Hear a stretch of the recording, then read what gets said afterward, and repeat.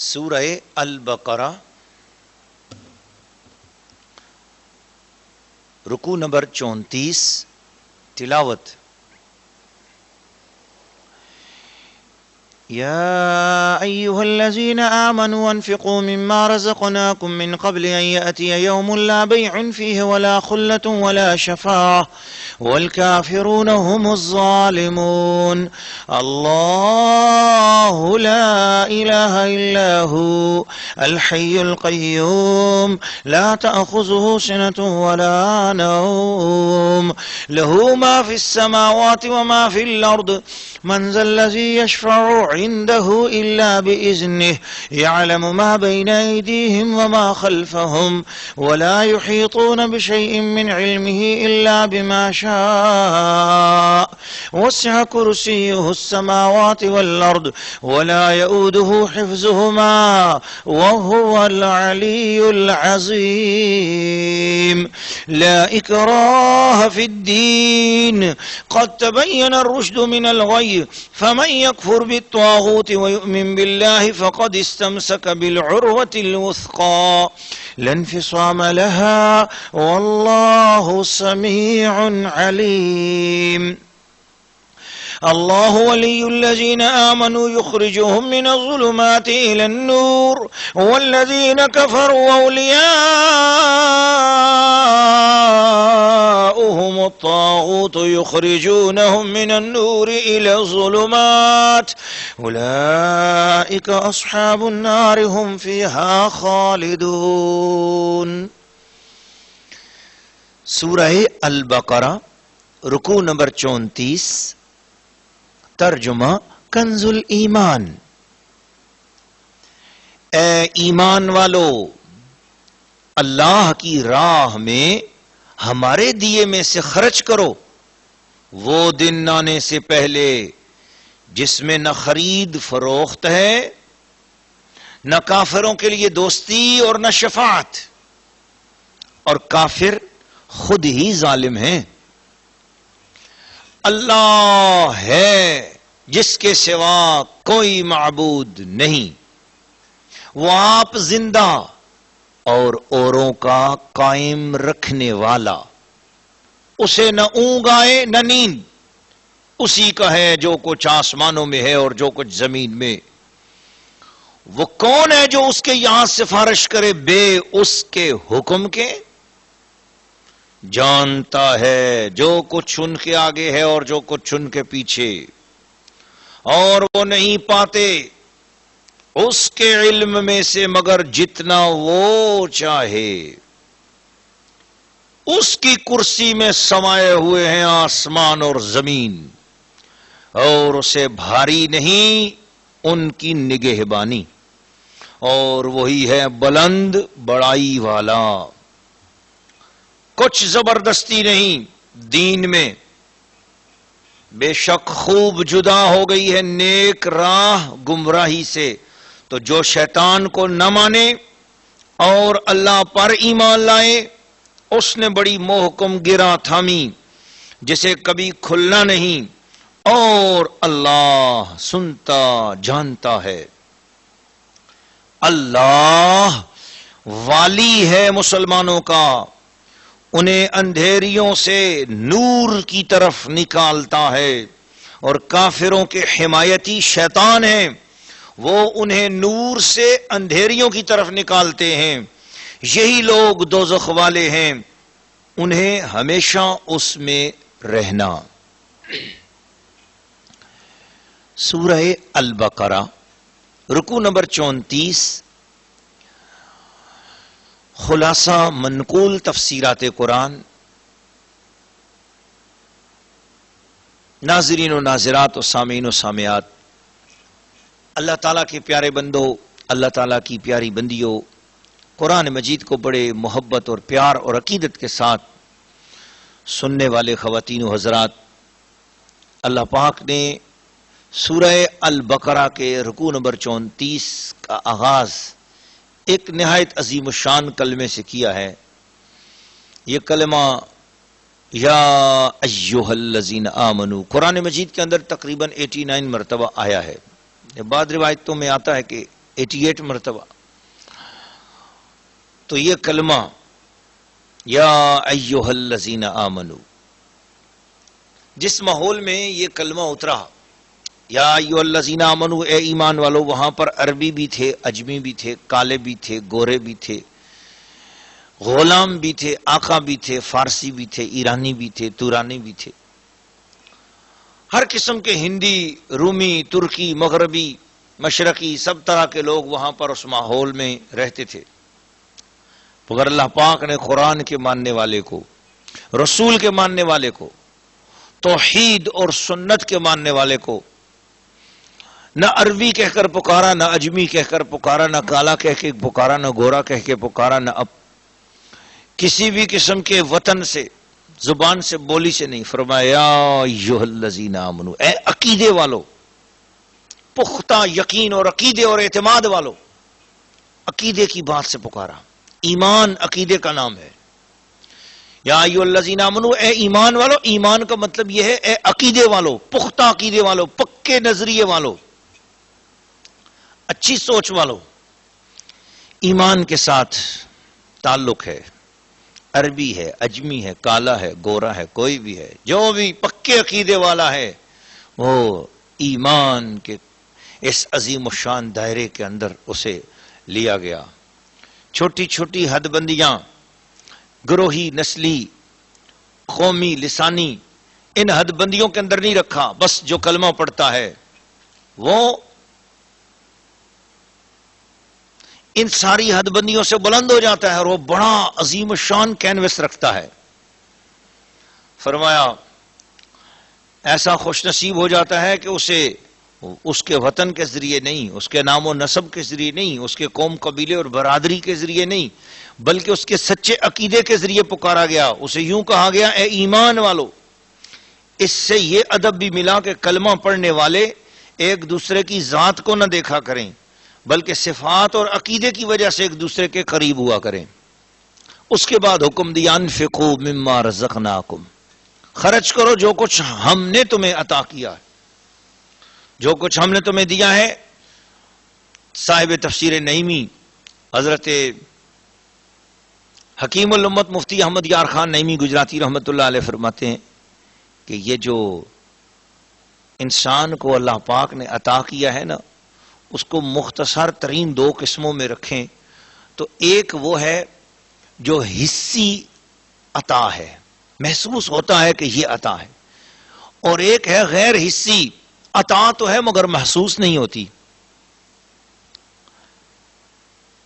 تو دونوں میں سے خرچ کرو.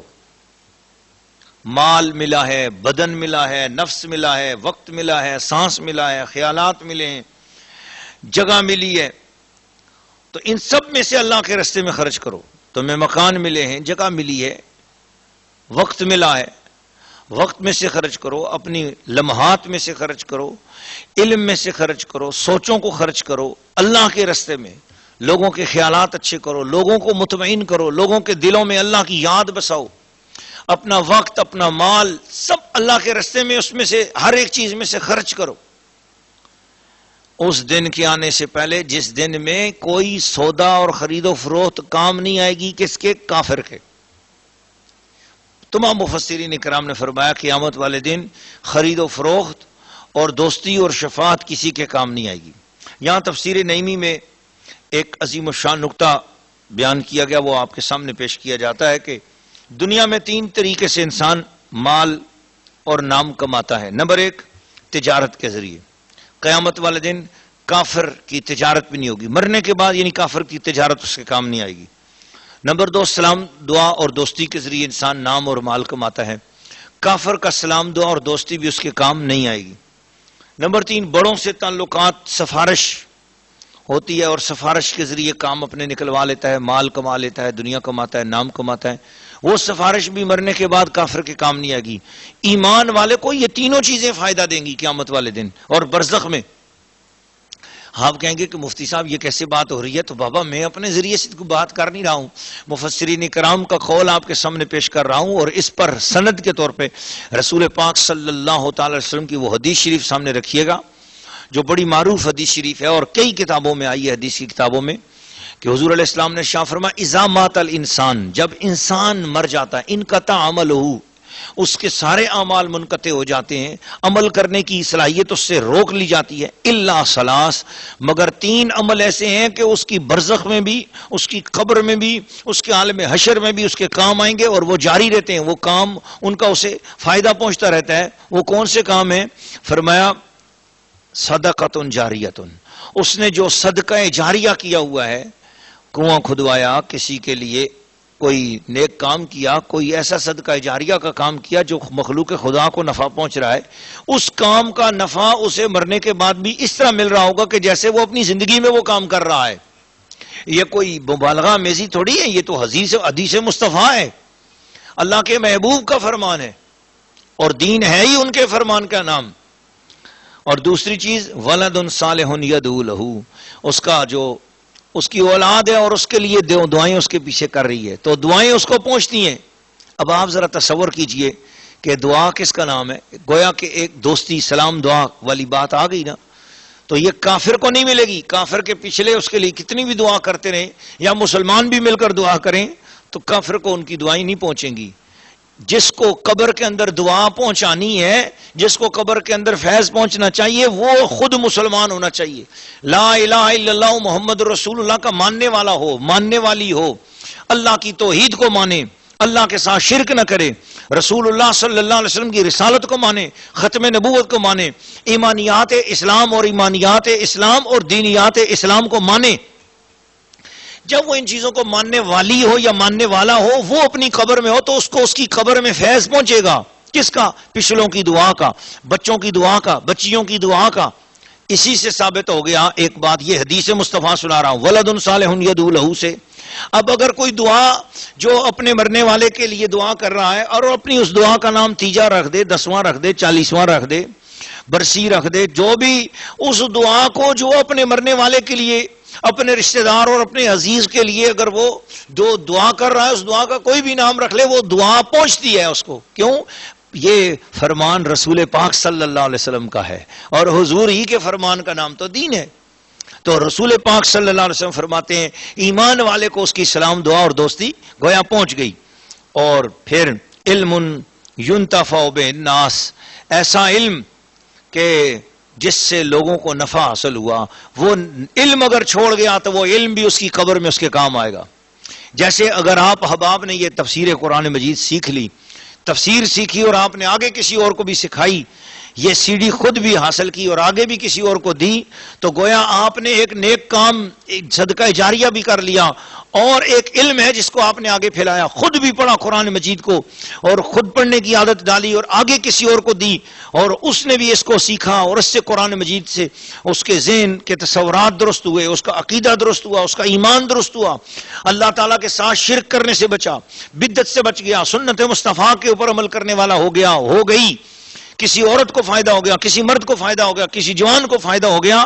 علم ینتفع بالناس، اس تفسیر قرآن سے بڑھ کر تو میں کہتا ہوں اور کوئی علم ہی نہیں ہے، سب سے بڑا علم قرآن ہے اور قرآن پاک کی تفسیر ہے، تو آپ اس کو پھیلاؤ آگے، اس کی سی ڈیز، اس کی ڈی وی ڈیز، اس کو جدید دور کے حساب سے جتنا بھی پرنٹ میڈیا، الیکٹرانک میڈیا، اس کے ذریعے اس کو عام کرو، یہ سب خلق خدا کے نفع کے لیے ہے۔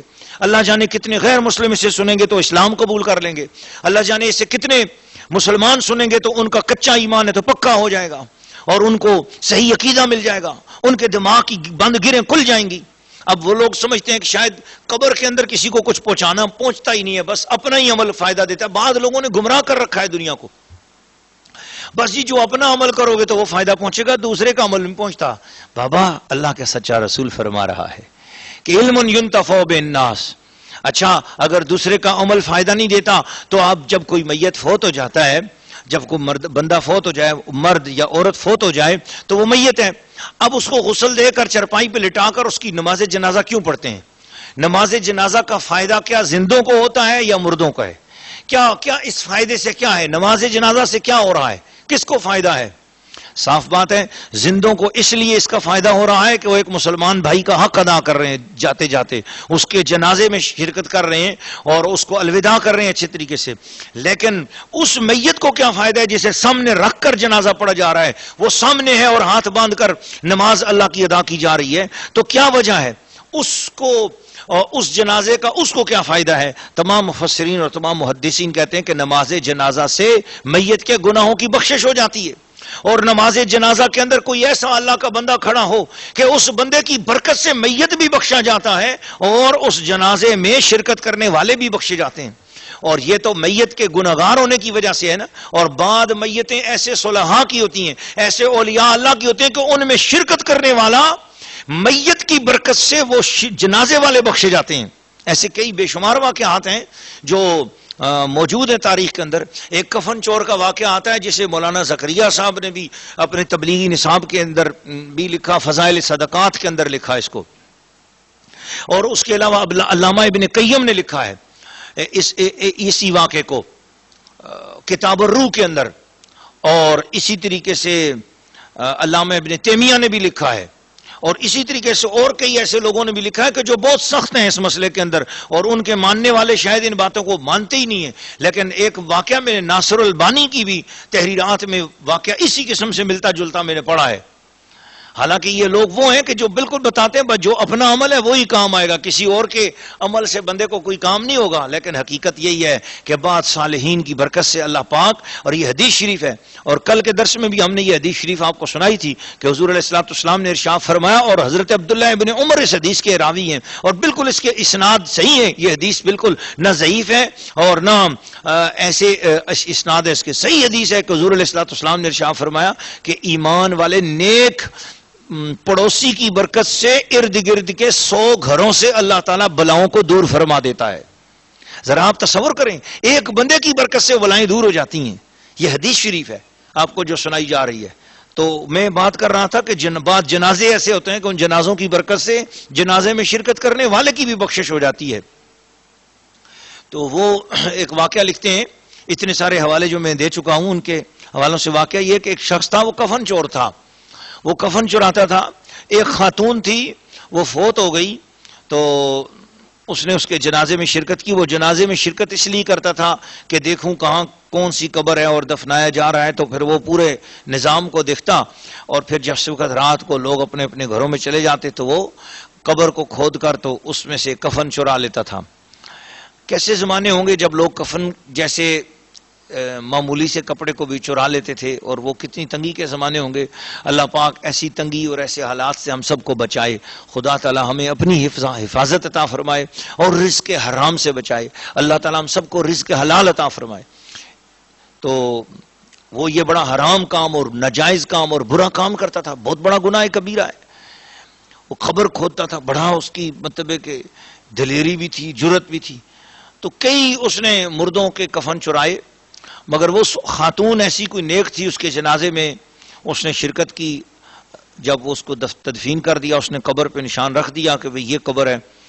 رات کو آیا، اس نے قبر کو کھودا، اور جب سلیپوں کو ہٹایا اور ہٹا کر جس وقت عورت کے کفن سے ابھی ہاتھ لگایا ہی تھا تو عورت نے اس کا ہاتھ پکڑ لیا، اور عورت بولی کہ سبحان اللہ، ایک بخشا ہوا بندہ دوسرے بخشے ہوئے مسلمان کے کفن کو چوری کر رہا ہے. تو اس بندے نے کہا کہ اے مائی صاحبہ، آپ تو بخشی ہوئی ہیں، یہ تو مجھے پتا ہے کہ آپ اللہ کی نیک بندی ہیں، بخشی ہو گئی. میں کیسے بخشا ہوا؟ میں تو کبیرہ گناہوں کا مرتکب ہوں. تو اس مائی صاحبہ نے آواز دی اور کہا کہ اے بندہ خدا، آج جنہوں نے میرے جنازے میں شرکت کی، اللہ تعالیٰ نے ان سب شرکت کرنے والوں کو بخش دیا، تو بھی تو اس جنازے میں شامل تھا، تجھے بھی اللہ نے معاف فرما دیا. اور اس پر ایک اور صحیح حدیث شریف گواہ ہے کہ ایک بندہ، اس کو کسی بندے سے کام تھا، اور اس بندے کو ملنے کے لیے گیا تو پتہ چلا کہ وہ بندہ کسی ذکر والی مجلس میں بیٹھا ہوا ہے جہاں لوگ اللہ کا ذکر کر رہے ہیں. وہ بھی اس کے پیچھے پیچھے اس ذکر والی مجلس میں چلا گیا. حدیث شریف صحیح ہے اور اللہ کے پیارے رسول نے ارشاد فرمایا. وہ بھی جا کر ان کے پاس بیٹھ گیا. تو وہ اپنے کام کو گیا تھا، جس طرح یہ کفن چوری کی نیت سے گیا تھا، جنازے میں شرکت کی نیت سے تو نہیں گیا تھا، مگر چونکہ ان بخشے ہوئے لوگوں کے ساتھ یہ کھڑا ہو گیا، اللہ پاک نے اسے بھی معاف فرما دیا، اسے بھی بخش دیا. چنانچہ اس شخص نے کفن چوری سے توبہ کی اور اس کے بعد وہ نیک ہو گیا. اور یہ واقعہ تک علماء اور صلحاء نے اسے بیان کیا ہے، معتمد لوگوں نے بیان کیا ہے، نیک لوگوں نے بیان کیا ہے. تو نیک لوگوں کی سنگت کی برکت سے، ان کے پاس بیٹھنے کی برکت سے بھی اللہ پاک بدبختیاں دور کر دیتا ہے. ان کی مجلسوں کی برکت سے، ان کے جنازوں کی برکت سے بھی اللہ تعالیٰ معاف فرما دیتا ہے۔ اور ہوا یوں کہ وہ بندہ بھی اسی طرح اپنے جس دوست سے کام تھا، کہا وہ ذکر والی مجلس میں بیٹھا، یہ جا کر وہاں بیٹھ گیا کہ جب ذکر ختم ہوگا تو میں بھی اس سے اپنا کام، اپنی بات کہہ دوں گا۔ جب ذکر کی مجلس ختم ہوئی تو یہ بھی اٹھا وہاں سے، لکڑہارا تھا یا لکڑیاں کاٹنے والا تھا یا کوئی اور کام کرنے والا بندہ تھا، یہ ذکر کی نیت سے نہیں گیا، صرف ان کے پاس جا کر بیٹھ گیا۔ اللہ اللہ، اللہ والوں کی مجلسیں اور اللہ والوں کی سنگتیں، سبحان اللہ سبحان اللہ، کیا بات، اللہ والوں کی شان۔ اللہ پاک ہمیں ایسی سنگتیں اور ایسی دوستیاں نصیب رکھے، ایسی مجلسیں عطا کیے رکھے۔ حدیث شریف میں آتا ہے کہ فرشتے اللہ کی بارگاہ میں گئے، اللہ پاک نے فرمایا اللہ کو ہر چیز معلوم ہے، لیکن وہ اپنے بندوں کی باتیں فرشتوں کی زبان سے سن کر خوش ہوتا ہے۔ پوچھا کہ کہاں سے آئے ہو؟ کہا یا اللہ تیرے بندوں کی طرف سے آئے ہیں، تیرے بندے تیرا ذکر کر رہے تھے، تیری رحمت کی بات کرتے تھے تو ان کے دل خوش ہوتے تھے، تیرے عذاب کی بات کرتے تھے تو ان کے دل ڈر جاتے تھے۔ مولا وہ بندے اور وہ بندیاں تیرا ذکر کرتے تھے، تیرے ذکر کرتی تھیں، مولا کریم میں ان کی مجلس سے آیا ہوں۔ فرشتے، ہر فرشتہ بتانے لگا یا اللہ ان کی مجلس سے ہم آئے ہیں۔ تو اس پر اللہ کریم نے فرمایا کہ تم گواہ رہنا، اس مجلس میں جتنے لوگ بیٹھے تھے میں نے سب کو معاف کر دیا، سب کو میں نے بخش دیا۔ تب فرشتوں کو یاد آیا ایک بندہ تو ذکر کرنے نہیں آیا تھا، وہ تو اپنے کام کے لیے آیا تھا۔ تو فرشتوں نے کہا یا اللہ فلاں بندہ، اس کو تو کسی بندے سے کام تھا جو وہاں ذکر والوں میں بیٹھا ہوا تھا، اس کو تو ذکر کرنے نہیں آیا، وہ بس ایسے ہی آ کے پاس بیٹھا تھا۔ تو اس کے جواب میں رب کریم نے ارشاد فرمایا میری رحمت یہ حیا کرتی ہے کہ میں ان بندوں کو تو معاف کر دوں اور ان کے پاس کوئی بیٹھا ہوا ان کو دوست یار ہو اور اسے معاف نہ کروں، میری رحمت حیا کرتی ہے۔ اور میں نے ان بندوں کو ایسا بنایا ہے کہ ہم قوم لا یشقا بہم جلیسہم، وہ ایسی قوم ہے کہ جو ان کے پاس آ کر بیٹھ جاتا ہے ان کی مجلس میں بیٹھنے والا بھی بدبخت اور بد نصیب نہیں رہتا، وہ بھی خوش نصیب ہو جاتا ہے۔ اللہ تعالیٰ ایسی سنگتیں ہم سب کو نصیب فرمائے۔ اسی لیے تو کہا نا نگاہ ولی میں یہ تاثیر دیکھی، بدلتی زمانے کی تقدیر دیکھی، کہاں سے بات چلی اور کدھر چلتی چلی گئی محبت والو۔ تو یہ ارشاد فرمایا کہ علم ینتفع بالناس، ایسا علم جس سے لوگوں کو نفع نصیب ہو، وہ علم اگر کوئی چھوڑ کر دنیا سے چلا گیا تو وہ بھی اس کی قبر میں اس کے کام آتا رہے گا۔ دوستو اگر آپ یہ دین کا علم سیکھو اور سکھاؤ، پھیلو اور اس علم کے اندر خود آپ غوطہ زن ہو جاؤ، سیکھو اس کو اور دوسروں کو سکھاؤ، اس علم کے اندر پھولو اور پھلو، اس علم کو حاصل کرو، قرآن سمجھو، قرآن سمجھاؤ۔ جب آپ اس کے اندر غوطہ زن ہو جاؤ گے یہ آپ کی دنیا میں بھی آپ کے کام آئے گا کہ آپ کے عقیدے سنور جائیں گے، درست ہو جائیں گے، نظریات، سوچیں، خیالات ٹھیک ہو جائیں گے۔ یا ایھا الذین آمنوا، اے ایمان والو، اپنے خیالات، اپنے عقیدے، اپنے دل کے تصورات، دل کے یقینوں کو مضبوط کرنے والو، یہ فرمایا۔ تو عقیدہ پہلے ہے، عقیدہ ہر چیز کی جان ہے، یاد رکھنا، اپنے عقیدے درست کرنا، عقیدوں کے اندر سے بے ادبیاں اور گستاخیاں دور کرو۔ میری ماؤں، بہنوں، بیٹیوں، بچوں، میرے عزیزوں، میرے بزرگوں، میرے دوستوں، میرے بھائیوں، پڑھے لکھو اور ان پڑھو، وکلاء، ڈاکٹروں، ججوں، خدا کے بندو، اس قرآن مجید کے اس تفسیر کے اس پروگرام کو سنو، ہر روز ایک رکوع سنو، ہر روز ترجمے تفسیر کے ساتھ، قرات بھی ہے اس میں، تلاوت بھی ہے، ترجمہ بھی ہے، تفسیر بھی ہے، اس کی ڈیویڈیز حاصل کرو اور آگے مخلوق خدا میں تقسیم کرو۔ اس کا فائدہ آپ کو ہوگا دنیا میں بھی اور آخرت میں بھی انشاءاللہ العزیز۔ تو خرچ کرو اس دن کے آنے سے پہلے جس دن نہ کوئی سودا ہوگا، نہ کوئی دوستی ہوگی، نہ کوئی شفاعت کام آئے گی۔ تو قیامت والے دن اہل ایمان کو شفاعت ہوگی، یہ کافروں کو مایوس کیا جا رہا ہے۔ ان آیتوں کو اٹھا کر کوئی بندہ اولیاء اللہ کی شفاعت کا انکار کرے، رسول پاک کی شفاعت کا انکار کرے تو اس شخص جیسا جاہل کوئی نہیں ہے۔ ارے بابا تم نے صحیح احادیث کا مطالعہ نہیں کیا اور پورے قرآن کا مطالعہ نہیں کیا۔ قرآن تو بتا رہا ہے کہ قرآن مجید کے اندر کئی ایسی شفاعتوں کا ذکر ہے اور کئی ایسی برکات کا ذکر ہے قرآن مجید کے اندر، کئی ایسے اعمال کا ذکر ہے، ایسی چیزوں کا ذکر ہے جن کی برکت سے شفاعت ہوگی، جن کی برکت سے بخشش ہوگی، جن کی برکت سے کرم ہوگا۔ اور قرآن کوئی فضول کام تو نہیں کرواتا، صفا اور مروہ کے پھیرے کیوں لگوا رہا ہے، حجر اسود کی تعظیم کیوں کروا رہا ہے، مقام ابراہیم کے سامنے کیوں نفل پڑھوا رہا ہے، کعبے کے چکر کیوں لگوا رہا ہے؟ ذرا تصور کریے ان چیزوں کا. مزدلفہ، منا، عرفات، یہ ارکان حج کیا ہیں؟ یہ کسی کی اداؤں کو ادا کروایا جا رہا ہے.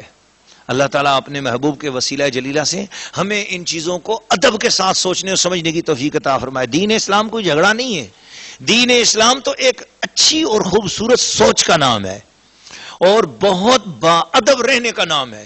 جتنا با ادب ہوتے چلے جاؤ گے اور اپنے اندر سے ذہنی تنگی کو دور کرو، ذہنی اور قلبی جو گھٹن ہے اس کو دور کرو، اللہ کے بارے میں وسیع تصور رکھو. اللہ وحدہ لا شریک ہے، اس کے ساتھ کوئی شریک نہیں ہے. اور یہ بھی تصور رکھو کہ وہ بڑا غنی ہے، بڑا بے پرواہ ہے اور بڑا عظیم ہے اور بڑا کریم ہے اور صمد ہے، بے نیاز ہے، اسے کسی کی پرواہ نہیں ہے.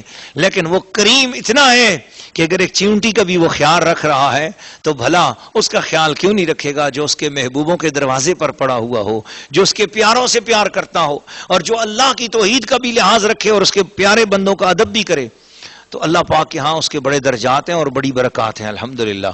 خیر ہم آگے چلتے ہیں. والکافرون هم الظالمون، فرمایا کافر خود ہی ظالم ہے.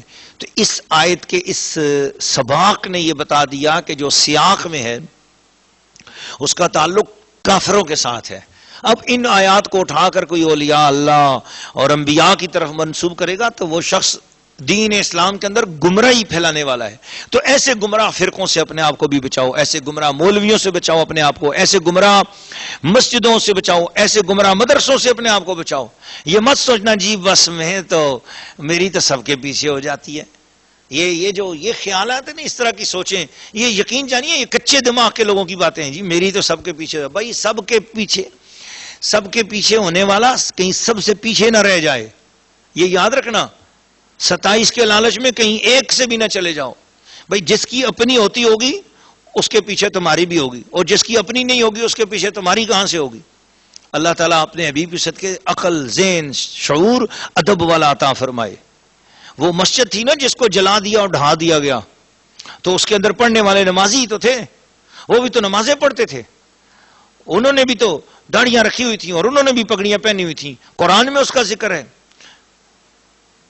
مسجدن درارن و تفریقن ارصادا لمن حارب اللہ ورسولہ. یہ سب کچھ کیا ہے؟ یہ بتا رہا ہے قرآن مجید کہ ایسی مسجدیں تھیں، حضور کے زمانے میں ایسی مسجد تھی اور اس مسجد کا مقصد کیا تھا؟ اللہ کے ساتھ جنگ، اللہ کے رسول کے ساتھ جنگ، اللہ کے رسول کی بے ادبی پھیلانا. حضور صلی اللہ تعالی علیہ وسلم جب واپس تشریف لا رہے تھے ایک موقع سے تو انہوں نے کہا کہ حضور تشریف لائیں، ذرا آپ یہاں پر 2 نفل پڑھ دیں، آپ کی برکت سے یہ جگہ برکت ہو جائے اور ہم یہاں پر مسجد میں نمازیں پڑھا کریں گے. اللہ نے قرآن میں فرما دیا محبوب نہیں جانا اس مسجد میں، اس مسجد کو گرا دو، ڈھا دو. وہ مسجد آپ کے خلاف منصوبہ بندی کی خاطر وہ مسجد بنائی گئی ہے. آج تو کوئی اس طرح کی ہمارے پاس وہی نہیں ہے کہ ہم ایسی مسجدوں کو گرا سکیں، لیکن کم از کم اتنا شعور تو ہمیں آ گیا کہ کون سی ایسی مسجد ہے جو محمد مصطفیٰ کے حضور ادب سکھاتی ہے اور کون ان کو اپنے جیسا بنانے کا درس دیتی ہے. تو ایسی جگہ جو لوگ یہ کہیں کہ بھئی حضور ہمارے جیسے ہیں، بڑے بھائی کی طرح ہیں، حضور صلی اللہ علیہ وسلم کا ادب نہ کرو، حد سے زیادہ بڑھا دیتے ہو، یہ اس طرح کی باتیں کرنے کا مقصد، سونخیانہ جملے بولنے کا مقصد کیا ہے؟ لگے ہاتھوں بات چالی پڑی ہے. تو ایک چھوٹی سی بات بتائیں آپ کو. مجھے ایک سیدھا سادہ سا بندہ ملا اور اس نے بڑی زبردست بات کہی کہ فیصل آباد میں، پاکستان کا ایک شہر ہے فیصل آباد، اس میں ایک مسجد میں وہ چلا گیا جمعہ پڑھنے کے لیے. تو اچانک تو اس کو محسوس ہوا کہ یہاں تک یہ مولانا صاحب جو ہیں ایسا بیان کر رہے ہیں جو حضور صلی اللہ علیہ وسلم کے حوالے سے کہ بالکل جس طرح استغفر اللہ معاذ اللہ، یہ بڑی عجیب سی باتیں ہو رہی ہیں. تو وہ بار بار حضور کے لیے بے ادبی کے انداز میں بات کرے کہ اللہ نے یوں کہا اور حضور کے بارے میں بے ادبی کے جملے بولے اور بے ادبی کے انداز میں بولے. تو ان کو بڑی تکلیف ہوئی. اب پھنس تو گئے تھے، بتاتے ہیں کہ بس وہ نماز جیسے تیسے میری تو خراب ہو گئی، بس نماز پڑھنے کے بعد میں نے تو اپنی زور کی نماز پڑھی، پھر میں مولانا صاحب کو ملنے چلا گیا اور میں نے جا کر مولانا صاحب سے کہا کہ وہ مولانا صاحب تیری بیوی کا نام کیا ہے؟ مولوی جی تیری امی کا نام کیا ہے؟ اور تو کیا کرتا ہے یہاں پہ؟ تو میرے اس انداز کو وہ کہنے لگے سارے ان کے ارد گرد کہ جی یہ دیکھو یہ مولانا صاحب ہیں، آپ ان کے ساتھ اس انداز میں بات کر رہے ہیں، یہ خطیب صاحب ہیں، یہ حضرت صاحب ہیں، آپ ذرا تعظیم سے بات کرو۔ میں نے کہا یہ ایک دو بندوں کی 4 بندوں کی نمازیں پڑھانے والا اس کا ادب ہو گیا، اور سارے نبیوں کی جو امامت کرائے اس امام الانبیاء کی کوئی تعظیم نہیں ہے؟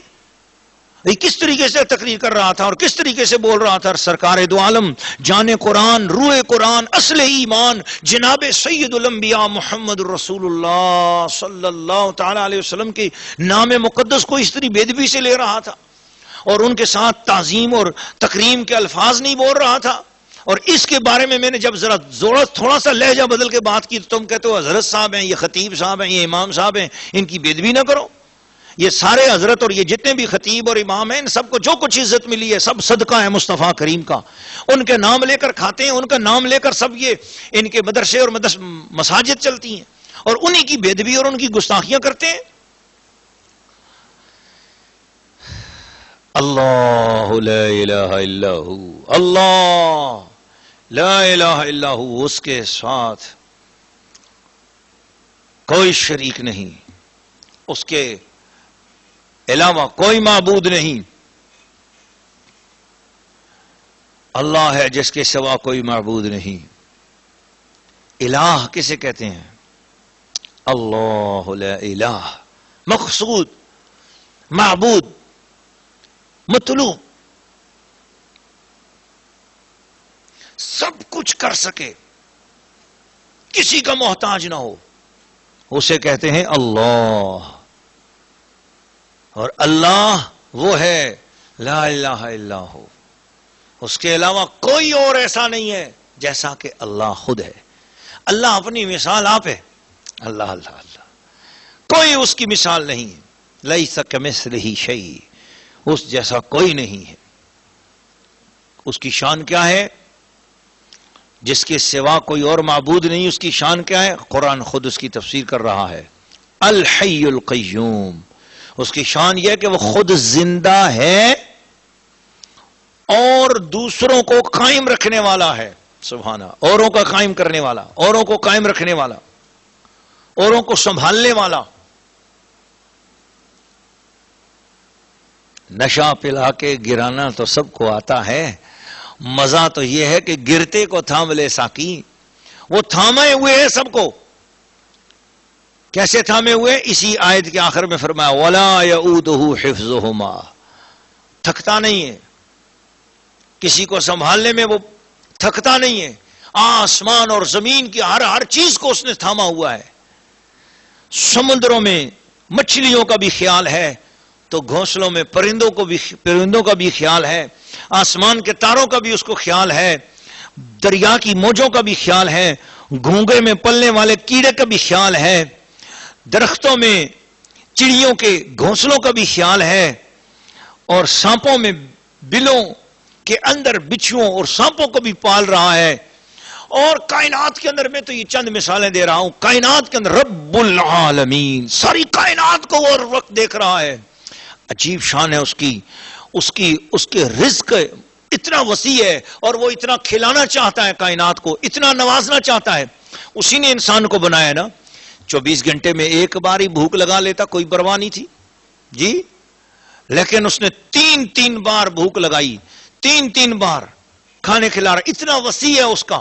اور پھر آپ ذرا دنیا بھر میں دیکھو، 7 ارب انسان دنیا میں سانس لے رہے ہیں، ہر آدمی کا ایک اپنا معیار ہے کھانے کا، اپنی تمنا ہے، اپنی چاہت ہے، اور اس کے دسترخوان سے سب کو ہر چیز مل رہی ہے، ہر ایک کو اس کا من چاہا مل رہا ہے۔ آپ ذرا تصور کریں، مگر اس کے دسترخوان پہ فقط 7 ارب آدمیوں کی بات نہیں ہے۔ اس نے دیکھا کہ میرا دسترخوان، میری نعمتیں وسیع ہیں، کوئی کھانے والا ہو۔ اس نے سمندروں کے اندر بڑی کھانے والی مچھلیاں بنا دیں، ویل مچھلیاں بنا دیں، ڈولفن مچھلیاں بنا دیں، بڑے بڑے جانور پیدا کر دیے۔ خشکی کے اندر ہاتھی کو پیدا کر دیا۔ آپ اندازہ لگاؤ، سینکڑوں ہزاروں کی تعداد میں دنیا میں ہاتھی ہیں، روزانہ وہ بھی پل رہے ہیں، کھا رہے ہیں، اس کا رزق ہے، وسیع رزق ہے۔ ذرا اندازہ لگاؤ، ان اللہ هو الرزاق ذو القوۃ المتین۔ میں جب اس آیت کریمہ کو پڑھتا ہوں تو آنسو چھلک پڑتے ہیں۔ ان اللہ هو الرزاق ذو القوۃ المتین، اللہ وہ ہے، بے شک اللہ وہ ہے، هو الرزاق، وہی رزاق ہے، رزاق ہے، بے انتہا زبردست طریقے سے رزق دینے والا ہے۔ لیکن فرمایا نہ اتنی بات نہیں، غور کرو، ذو القوۃ المتین، بڑی قوت اور مضبوطی والا ہے، کوئی اس کے رزق سے بھوکا رات کو نہیں رہتا، بھوکا سوتا نہیں ہے، سب کو کھلاتا ہے، سب کو پلاتا ہے، پیٹ بھرے ہوئے ہیں۔ گھونسلوں کے اندر کسی کا کوئی رزق نہیں ہے نا، گھونسلوں سے باہر رزق ہے، واپس رات کو جب گھونسلوں میں آتے ہیں تو پیٹ بھرے ہوئے ہوتے ہیں، خالی پوٹا صبح لے کر نکلتا ہے، چڑیا، پپیہا، طوطا، مینا، کوا، چیل، باز، شکرا، کتنے پرندے ہیں، خالی پوٹا لے کر نکلتے ہیں، واپس آتے ہیں تو بھرے ہوئے آتے ہیں۔ بلوں میں رزق پہنچ رہا ہے، چٹانوں کے نیچے رزق پہنچ رہا ہے۔ تصور کرو اس رب کریم کا۔ مسلمانوں کیوں مایوس ہوتے ہو؟ انسانوں کیوں مایوس ہوتے ہو؟ هو الحی القیوم، خود زندہ ہے، اوروں کا قائم رکھنے والا ہے، لا تاخذہ سنۃ ولا نوم، اسے نہ اونگ آتی ہے نہ اسے نیند آتی ہے۔ یہ ہے آیت الکرسی، سورہ البقرہ کی عظیم الشان یہ آیت کریمہ ہے۔ قرآن مجید نے اسے سلطان الآیات فرمایا ہے۔ اس کے اندر 27 مرتبہ مختلف انداز میں اللہ تعالیٰ کی شان، اس کا نام، اس کی اسم ضمیر کے طور پر، اسم ذات کے طور پر، اسم صفات کے طور پر، اسم اشارہ کے طور پر، کسی نہ کسی رنگ میں اس کا ذکر 27 مرتبہ آیت الکرسی کے اندر آیا ہے۔ یہ عظیم الشان آیت ہے، اس کی بڑی بڑی برکات ہیں۔ جو آیت الکرسی کو روزانہ رات کو سوتے وقت ایک مرتبہ پڑھ لے، اس کی ساری رات فرشتے حفاظت کرتے رہتے ہیں۔ اور روایات میں یہ آتا ہے، اپنے استناد کے اعتبار سے روایت کا کوئی بھی مقام ہو، لیکن فضیلت کے اعتبار سے قبول ہے کہ حضور علیہ الصلوۃ والسلام جب دنیا سے پردہ فرمانے لگے تو اس وقت حضرت اسرائیل علیہ السلام آئے، جب انہوں نے جان اقدس نکالنا شروع کی تو حضور علیہ الصلوۃ والسلام کو بہت تکلیف محسوس ہوئی۔ فرمایا اسرائیل مجھے بہت درد ہو رہا ہے، تکلیف ہو رہی ہے۔ حضرت فرید الدین عطار نے اسے تذکرۃ الاولیاء میں بھی بیان کیا ہے۔ تو عرض کیا یا رسول اللہ، میں معافی مانگتا ہوں، اللہ تعالیٰ کی پناہ مانگتا ہوں، میں اور آپ کو تکلیف پہنچاؤں؟ آپ اللہ کے پیارے محبوب ہیں۔ اس وقت حضور رونے لگے تو عرض کی یا رسول اللہ آپ رو کیوں رہے ہیں؟ فرمایا جب مجھے اتنی تکلیف ہو رہی ہے جان نکلنے کی تو میری امت کے ساتھ کیا کرو گے؟ میری امت کی جان نکلنے کے وقت کتنی تکلیف ہوگی؟ اے اسرائیل میری ایک درخواست میرے رب کی خدمت میں لے جاؤ۔ جی یا رسول اللہ۔ حضور نے فرمایا جاؤ اللہ تعالیٰ سے عرض کرو کہ میری امت کو جتنی تکلیف دینی ہے وہ ساری تکلیف آج مجھے دے دو، لیکن میری امت کی جب جان نکلنے لگے اس وقت میری امت کو تکلیف نہ دینا۔ اسرائیل علیہ السلام رب کی بارگاہ میں چلے گئے کہ آج ایک عجیب بات ہو گئی ہے، محمد مصطفیٰ نے یوں عرض کیا ہے کہ موت کے وقت میری امت کو جو تکلیف دینی ہے وہ ساری امت کی تکلیف اکٹھی کر کے مجھے دے دو، مگر میری امت کو تکلیف نہ دینا۔ اس پر نبی اکرم صلی اللہ تعالی علیہ وسلم کی خدمت میں رب کریم سے جواب آیا، فرمایا کہ محبوب اپنی امت کو پیغام دے دو، ہر فرض نماز کے بعد جو ایک مرتبہ آیت الکرسی کو پڑھے گا یا پڑھے گی اس کی جان اس طرح نکلے گی کہ جیسے بچہ ماں کا دودھ پیتے ہوئے سو جائے تو ماں اپنی چھاتیاں اس کے منہ سے نکال لیتی ہے تو بچے کو پتہ بھی نہیں چلتا، اسی طریقے سے میں ایمان والیوں کی جان اس طرح نکالوں گا، ان کو درد بھی نہیں ہوگا، ان کو پتہ بھی نہیں چلے گا۔ آیت الکرسی کی برکت سے ان کی جان بڑی آسانی سے نکل جائے گی۔ لوگوں کتنے بڑے خزانے ہیں اس قرآن کے اندر۔ اللہ تعالی ہمیں ان خزانوں سے فیض حاصل کرنے کی توفیق عطا فرمائے۔ یہ بھی تو دیکھو کہ رسول پاک کو اپنی امت سے کتنا پیار ہے اور کتنی محبت ہے کہ حضور علیہ الصلوۃ والسلام امت کا دکھ اپنے اوپر لے رہے ہیں۔ اللہ تعالی ہم سب کو ایسے پیارے محبوب کے جشن منانے کی توفیق عطا فرمائے، ایسے پیارے محبوب کی سنت پر عمل کرتے ہوئے زندگی بسر کرنے کی توفیق عطا فرمائے، ایسے پیارے محبوب کی سنت اور شریعت کے مطابق زندگی کا ایک ایک لمحہ بسر کرنے کی ہم سب کو توفیق عطا فرمائے۔ لا تأخذہ سنۃ ولا نوم، واللہ اسے نہ اونگ آتی ہے نہ نیند آتی۔ حضرت سیدنا موسیٰ علیہ السلام نے ایک مرتبہ اللہ تعالیٰ سے کہا، یا اللہ نیند اتنی اچھی چیز ہے، اتنی پیاری چیز ہے، یا اللہ تو سوتا کیوں نہیں ہے؟ اے اللہ اتنی اچھی چیز ہے، پیارے ہیں نا۔ اور اللہ کے نبیوں کی کوئی بھی بات ہوتی ہے اس میں کوئی بات کرنے کا ایک ڈھنگ ہوتا ہے، ایک رنگ ہوتا ہے، اور اس سے امت کو سمجھانا مقصود ہوتا ہے۔ حضرت موسیٰ علیہ السلام کو سب کچھ پتا ہے، لیکن اس رنگ میں بات کر رہے ہیں کہ جب امت تک یہ بات پہنچے گی تو امت کو اس سے تبلیغ ہو جائے گی اور ان کو سمجھ آ جائے گی کہ اللہ تعالیٰ سوتا کیوں نہیں ہے اور اس کو نیند کیوں نہیں آتی، اور اتنی اچھی چیز ہے نیند۔ نیند تو انسان کی مجبوری ہے، یہ تو انسان کی کمزوری ہے، یہ ہمارا ایک عیب ہے، ہمارے لیے تو نعمت ہے نا اللہ کی۔ یہ بھی ایک بات بتاؤں، ہمارے لیے جہاں یہ نعمت ہے، نیند جن کو نہیں آتی ذرا ان سے پوچھ کر دیکھیے۔ اب ہم تو یہ درس قرآن پوری کائنات کے لیے، پوری امت کے لیے ہم دے رہے ہیں، تو چند واقعات ہیں نیند نہ آنے کے حوالے سے، ہمارے بھی علم میں کچھ واقعات ایسے آئے ہیں۔ بعض لوگوں کے پاس پیسہ بڑا ہوتا ہے لیکن وہ نیند کا ایک لمحہ بھی ان کو نہیں ملتا۔ لیکن اب میں یہاں بہت دیر ہو چکی ہے پہلے ہی اس میں تفسیر میں اب مختصر کرتا ہوں تو واقعہ نہیں سنا سکتا، لیکن نیند ہمارے لیے بہت بڑی نعمت ہے اللہ تعالیٰ کی۔ جن کو نہیں آتی ان سے پوچھ کر دیکھ لیں، بڑی بڑی سلیپنگ پلز لیتے ہیں، بڑے بڑے کیپسول اور گولیاں اور ٹیکے اور انجیکشن اور نہ جانے کیا کیا چیزیں، لیکن ان کو نیند نہیں آتی۔ نیند ان کے لیے بڑی ایک سہانے روح بن جاتی ہے۔ جب ان کو نیند نہیں آتی ساری ساری رات بستر پہ کروٹیں بدلتے رہتے ہیں۔ یہ اللہ کا احسان ہے، اللہ کا انعام ہے کہ ذکر الہی اگر کوئی کرے، اللہ کی یاد کرے، اسے نیند آ جاتی ہے۔ اور پھر ایک نیند نہ آنے کے حوالے سے ایک بات آئے گی تو ایک قرآن مجید سے ایک علاج آپ کو بتا دوں کہ جن لوگوں کو نیند نہ آتی اور وہ چاہتے ہوں کہ ہمیں نیند آئے، آؤ قرآن میں بھی اس کا علاج موجود ہے۔ ڈاکٹروں کے دروازے پر سر پٹخ پٹخ کر پریشان ہو جانے والوں، دوائیاں کھا کھا کے اپنے رنگ اور اپنے خون کو اور ہر چیز کو خراب کرنے والوں، تمہیں اگر نیند نہیں آتی اور سکون چاہتے ہو، آؤ یہ سکون بھی تمہیں قرآن کے دامن میں ملے گا۔ آؤ میں تمہیں قرآن مجید کا ایک عمل بتاتا ہوں۔ یہ ہے سورہ الاحزاب کی ایک آیت کریمہ ہے جس میں اللہ نے اپنے نبی پر درود و سلام کے حوالے سے بات کی نا۔ یہ آیت ہے، آیت درود کہتے ہیں اس کو نا۔ میں پڑھتا ہوں، ان اللہ وملائکتہ یصلون علی النبی یا ایھا الذین آمنوا صلوا علیہ وسلموا تسلیما۔ یہ اتنی آیت مقدسہ، بس اسی کو پڑھنا شروع کر دے اور بس یہ پڑھتا رہے، پڑھتی رہے۔ جس مرد کو، جس عورت کو نیند نہ آتی ہو اور وہ گولیاں کھاتا ہو نیند کی، انشاءاللہ گولیاں چھوٹ جائیں گی۔ یہی پڑھنا شروع کرے بڑے آرام سے، اس کو آرام آرام سے پڑھے۔ ان اللہ وملائکتہ یصلون علی النبی یا ایھا الذین آمنوا صلوا علیہ وسلموا تسلیما۔ ایسے گنگنا کے اس آیت کو پڑھنا شروع کرے۔ چند بار پڑھے گا یا چند بار پڑھے گی، انشاءاللہ اسے نیند آ جائے گی۔ اور یہ قرآن مجید کا عمل ہے، آپ کو ہم نے بتایا، اور سننے والے اور سننے والیوں سب کو میری اجازت ہے، کسی بھی مسلمان بندے اور مسلمان عورت کو یہ عمل آپ بخش سکتے ہیں اور اس کو دے سکتے ہیں، انشاءاللہ اس کو بڑے آرام سے نیند آئے گی۔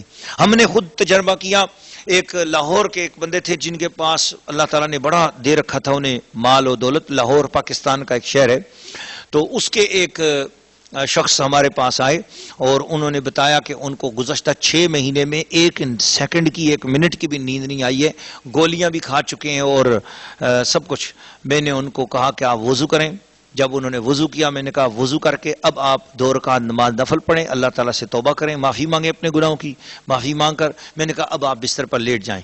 دوپہر کا وقت تھا، میرے جب وہ گھر آئے تھے میں نے بستر ان کے لیے بچھا دیا اور کہا آپ لیٹ جائیں اور درود شریف والی آیت پڑھنا شروع کر دیں۔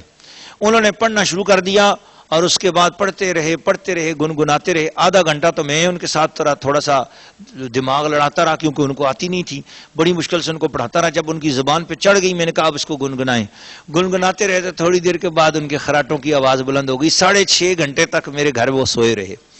تو میں بتانا یہ چاہ رہا ہوں کہ اللہ کے پاک کلام کے اندر یہ تاثیر ہے کہ اس وہ کام جو بڑی بڑی گولیاں اور بڑے بڑے انجیکشن نہ کر سکے، 6 مہینے تک اس کو سلا نہ سکے، الحمدللہ قرآن مجید کی آیت نے 35-40 منٹ کے اندر اندر اس بندے کے خراٹے بلند کرا دیے۔ یہ قرآن کے اندر بڑی تاثیر ہے۔ آؤ قرآن کے دامن سے لپٹ جاؤ، یہ بہت سکون دیتا ہے، بہت آرام دیتا ہے۔ تو حضرت موسیٰ علیہ السلام نے عرض کیا یا اللہ نیند تو اتنی پیاری چیز ہے، تو کیوں نہیں سوتا؟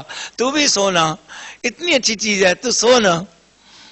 اللہ پاک بھی بڑا کریم ہے، اپنے پیاروں کی بات سنتا ہے تو خوش ہوتا ہے اور ایسے ایسے جواب دیتا ہے کہ اس کے پیاروں کو سمجھ آ جاتی ہے کہ کیا حقیقت ہے اور کیا حکمت ہے، اللہ تعالیٰ کی شان ہے کہ وہ کیوں نہیں سوتا ہے۔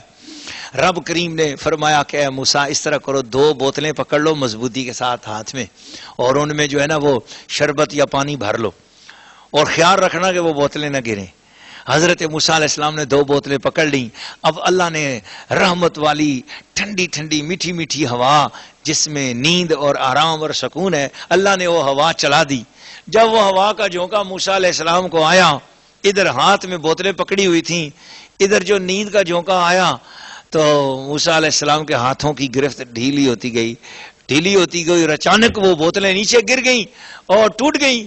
موسیٰ علیہ السلام کی آنکھ کھلی تو اللہ کریم نے ارشاد فرمایا موسیٰ دیکھ لیا کہ 2 بوتلیں آپ کے ہاتھ میں پکڑی ہوئی تھیں اور نیند کی جو خمار ہے اس کی وجہ سے وہ گرفت بوتلوں کی وہ نہ رہی اور وہ بوتلیں ٹوٹ گئیں۔ تو اس سے اشارہ ملا کہ نیند جہاں پر انسان کے لیے اللہ کی بڑی نعمت ہے، وہاں پر یہی اللہ تعالیٰ کی بارگاہ میں یہ نیند عیب ہے۔ حفاظت کرنے والے کے لیے وہ عیب ہے، جو کسی چیز کی حفاظت کر رہا ہے اس کے لیے عیب ہے کہ وہ اگر غافل ہو جائے، نیند سے غفلت ہو جائے گی تو وہ اس چیز کی حفاظت نہیں کرے گا۔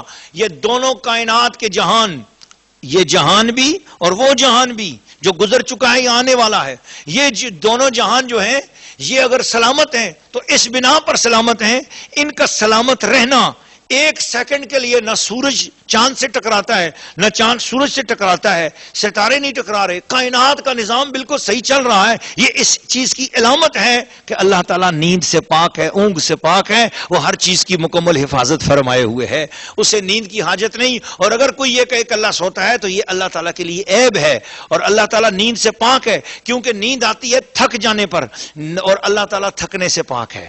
اسی لیے فرمایا وَلَا يَؤُودُهُ حِفْظُهُمَا، اللہ تھکتا نہیں ہے، اللہ تعالیٰ کو کوئی چیز وزنی نہیں لگتی، کوئی بھاری نہیں ہے۔ برسوں سے کام، کروڑوں سالوں سے کام ہو رہے ہیں اور کروڑوں سالوں تک کام ہوتے رہیں گے مگر اللہ تعالیٰ نہیں تھکے گا، اور ہم چند لمحے کام کرتے ہیں ہم تھک جاتے ہیں۔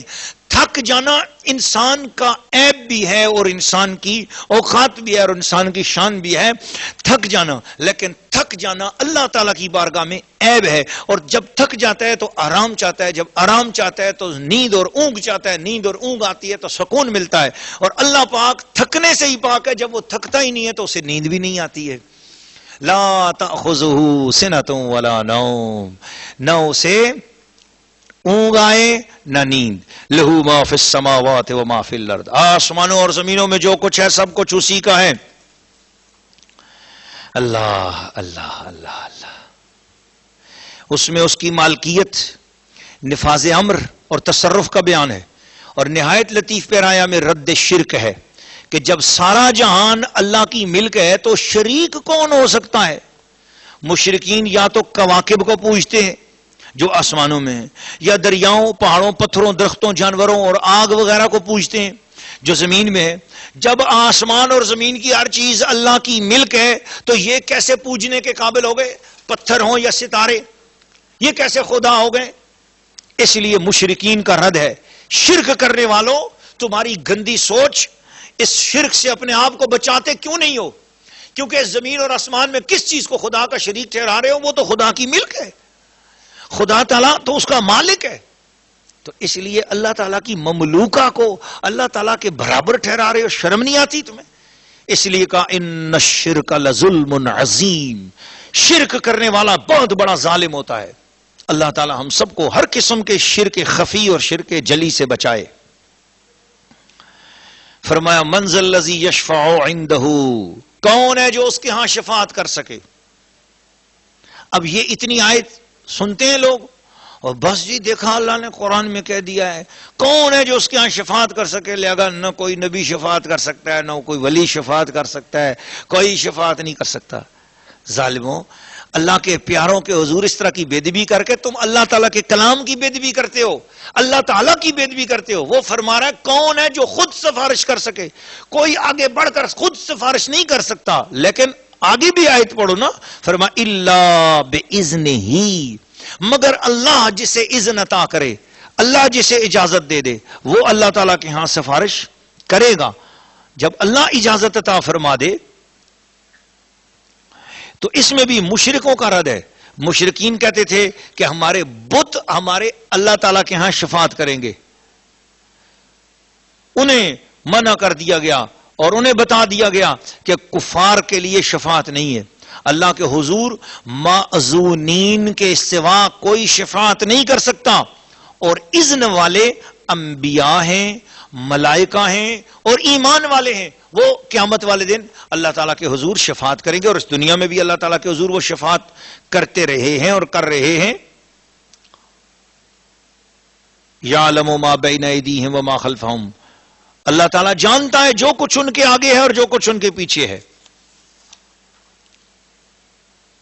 یعنی ما قبل ما بعد، امور دنیا اور آخرت، جو کچھ بھی ہے سب کچھ اللہ تعالیٰ جانتا ہے۔ وَلَا يُحِيطُونَ بِشَيْءٍ مِّنْ عِلْمِهِ إِلَّا بِمَا شَاءَ، اور وہ نہیں پاتے اس کے علم میں سے مگر جتنا وہ چاہے۔ اب یہ اتنی آیت کوئی پڑھتا ہے اور وہ کہنے لگا کہ بھائی بس دیکھا اللہ نے کہہ دیا وَلَا يُحِيطُونَ بِشَيْءٍ مِّنْ عِلْمِهِ، کوئی اس کے علم کا احاطہ نہیں کر سکتا۔ بابا خود بخود کوئی نہیں جان سکتا، یہ بات حق ہے، لیکن اس بات کو جھگڑا بنانے کی کیا ضرورت ہے؟ اللہ تعالیٰ کی شان ہے، اللہ تعالیٰ صمد ہے، بے نیاز ہے، مگر اس بات کو اٹھا کر تم اب اللہ کے پیاروں انبیاء کی اور اولیاء اللہ کی گستاخی اور بے ادبی کہاں سے تم نکال لیتے ہو؟ کیسا دماغ ہے تمہارا؟ اللہ فرماتا ہے وَلَا يُحِيطُونَ بِشَيْءٍ مِّنْ عِلْمِهِ، کوئی اللہ تعالیٰ کے علم کا احاطہ نہیں کر سکتا، إِلَّا بِمَا شَاءَ، مگر جتنا علم اللہ چاہے اتنا علم اللہ پاک اس پر احاطہ دیتا ہے۔ یہ اللہ نے خود جب فرما دیا، اور جن کو وہ مطلع فرمائے وہ انبیاء اور رسل ہیں۔ صدر الفاضل نے تفسیر شریف میں لکھا ہے جن کو غیب پر مطلع فرمانا ان کی نبوت کی دلیل ہے۔ اور دوسری آیت میں اللہ تعالیٰ نے ارشاد فرمایا، یہ تفسیر خازن نے اس مقام پر لکھا کہ لا یظہر علی غیبہ احدا، اللہ کسی کو بھی اپنے غیب پر مسلط نہیں کرتا، الا من ارتضی من رسول، لیکن رسولوں میں سے جسے چاہے اسے اللہ تعالیٰ عطا فرما دیتا ہے۔ جب قرآن نے خود ہی ایک چیز کے بارے میں ڈیفائن کر دیا، ڈیفینیشن کر دی، اس کی حدود بیان کر دی، تو آپ اس فرمان ربی کو لے کر فرمان ربی کے ذریعے سے اس کے پیاروں اور اس کے محبوبوں کی بے ادبی اور گستاخی نہ کریں۔ یہ اللہ تعالیٰ کی مرضی کے خلاف آپ کریں گے اگر آپ ایسا کریں گے تو۔ اس لیے ہدایت حاصل کرو۔ میں دنیا بھر کے بے ادبوں اور گستاخوں کو بھی کہوں گا کہ میں سمجھتا ہوں کہ آپ اگر آیت الکرسی سچے دل سے پڑھو تو یہ آیت الکرسی آپ کو بتا دے گی کہ اسلام ادب والا دین ہے، تعظیم والا دین ہے۔ اللہ تعالیٰ کی توحید ایسے بیان کرو کہ اس کی توحید بیان کرتے ہوئے اس کو پیاروں کی گستاخی نہ ہو۔ دیکھو اللہ نے شفاعت کی بات کی لیکن الا باذنہ کہہ کر اپنے پیاروں کا ادب بھی سامنے کر دیا۔ اللہ تعالیٰ نے علم غیب کی بات کی لیکن بتوں سے نفی کر کے اور جنات سے نفی کر کے، وہ جو کاہنوں نجومیوں کی باتیں تھیں ان سے نفی کر کے، اللہ پاک نے انبیاء اور اولیاء کے علم کی جو اللہ انہیں عطا فرماتا ہے اس کا اثبات بھی کر دیا الا بما شاء فرما کر۔ تو توحید ایسے بیان کرو کہ وہ توحید بھی بیان ہو اور ساتھ انبیاء اور اولیاء کی تعریف اور تعظیم میں بھی فرق نہ آئے، کیونکہ یہ اللہ کا حکم ہے اور اللہ کا طریقہ ہے۔ وسع کرسیہ السماوات والارض، اسی کی کرسی میں سمائے ہوئے ہیں آسمان اور زمین۔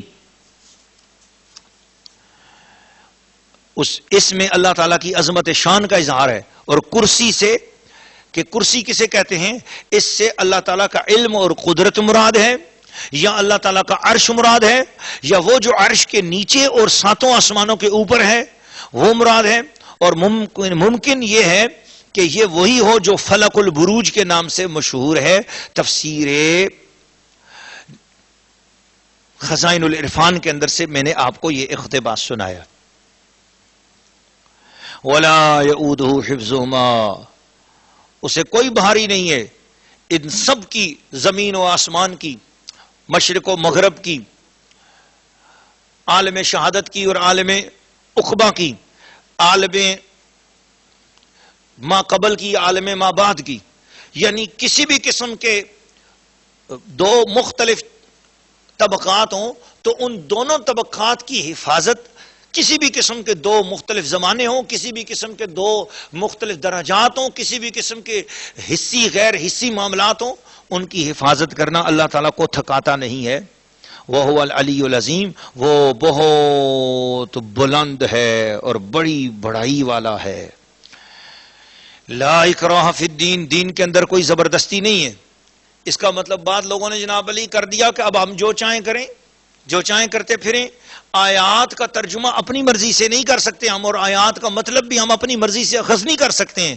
ناظرین و ناظرات، یہ قرآن مجید کی تفسیر کوئی کھیل نہیں ہے۔ یہ الحمدللہ ہم آپ کی خدمت میں جو تفسیر پیش کر رہے ہیں، یہ تو جن تفاسیر کا ہم نے حوالہ نوٹ کروایا ہے نا آپ کو، یہ تو وہ ہیں جو آپ پڑھ سکتے ہیں۔ ہم نے الحمدللہ آپ کی استیاری کے لیے میں نے عربی کی تفاسیر کو بھی کھنگالا ہے، فارسی کی تفاسیر کو بھی الحمدللہ پڑھا ہے، پھر اس کے بعد علماء کرام کی خدمت میں جا کر درخواستیں بھی کرتا رہا ہوں، اور جو کچھ تیاری کی ہے اس پر علماء کرام سے جا کر مشورے بھی لیے ہیں الحمدللہ، اور اس پر الحمدللہ ایک 8-10-12 سال سے کام ہو رہا الحمدللہ اللہ پاک کے فضل و کرم سے، اور پھر بھی اس کے باوجود بھی الحمدللہ ابھی بھی ہم علماء کرام کے ساتھ اس میں ہر وقت مشورے میں شریک ہیں اور علماء کرام کی رہنمائی لے رہے ہیں۔ تو میرے کہنے کا مقصد یہ ہے کہ کوئی بندہ تھوڑی سی آیت کا ترجمہ پڑھ کر اپنے آپ کو مفسر نہ سمجھ لے، یا ترجمہ اور تفسیر پڑھ کر، یہ تو صرف ہدایت کی خاطر آپ کی خدمت میں گزارشات کر رہا ہوں۔ اس لیے ارشاد فرمایا لا اکراہ فی الدین، دین کے اندر کسی قسم کی زبردستی نہیں ہے، مطلب یہ دین میں داخل ہونے میں کسی کو زبردستی اور جبر نہیں ہے۔ کوئی بھی نہیں داخل ہو رہا دین اسلام کے اندر تو ہم اس کو زبردستی دین میں داخل نہیں کریں گے، لیکن جب دین کے اندر کوئی داخل ہو جائے تو پھر اس کے لیے زبردستی ہے، پھر اس کو ماننا پڑے گا، روزے رکھنے پڑیں گے، دین کے کام کرنے پڑیں گے، عاقل بالغ ہوگا تو اس کے اوپر جبر ہوگا، بچہ بڑا ہو جائے گا، بالغ ہو جائے گا تو اس کو ڈانٹا جائے گا، ڈپٹا جائے گا، مارا جائے گا، سزا دی جائے گی نماز نہ پڑھنے پر، بچہ بچی جو بھی ہو، پھر آپ کو اپنی مرضی کرنے کا اختیار نہیں ہے۔ دین میں داخل ہونے سے پہلے آپ پر زبردستی نہیں ہے، جب دین میں آپ اپنی مرضی سے داخل ہو گئے تو اب آپ کی مرضی نہیں ہے، اب آپ کے اوپر دین کی مرضی چلے گی، اب دین کا جبر چلے گا۔ اسی لیے پھر ارشاد فرما دیا کہ جس شخص نے قد تبین الرشد من الغی، گمراہی جدا ہو گئی ہے نیک راہ گمراہی سے، اب جو کوئی شیطان کا انکار کرے اور اللہ تعالیٰ پر ایمان لے آئے، اسی نے مضبوط گرہ تھام لی۔ بے شک اللہ ایمان والوں کا والی ہے، ایمان والوں کو اندھیروں سے نکال کر نور کی طرف لاتا ہے، اور جو شیطان ہے وہ نور سے نکال کر اندھیروں کی طرف لے کر جاتا ہے۔ اللہ تعالیٰ ہم سب کو دنیا اور آخرت میں برکات ظاہری اور باطنی نصیب فرمائے۔